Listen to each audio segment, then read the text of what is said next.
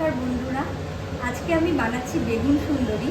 তো তার জন্য আমি বেগুন আগেই ম্যারিনেট করে রেখেছি। এই যে তোমরা দেখতেই পাচ্ছ, এর মধ্যে আমি নুন, হলুদ, কাশ্মীরি রেড চিলি পাউডার, জিরে গুঁড়ো আর গরম মশলার গুঁড়ো এগুলো দিয়ে ম্যারিনেট করে রেখেছি।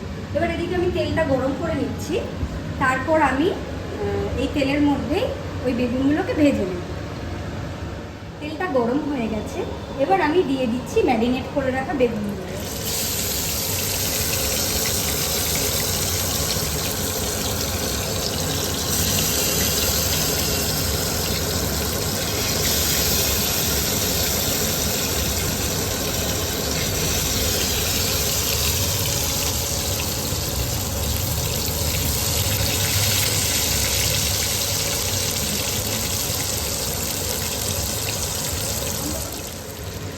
দেখতেই পাচ্ছ যে বেগুনগুলো হাফ ফ্রাই হয়ে গেছে।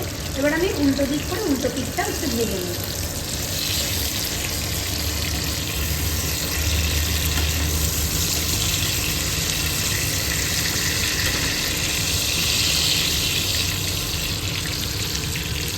সব ভাজা হয়ে গেছে, এবার আমি একটা একটা করে তুলে নিচ্ছি।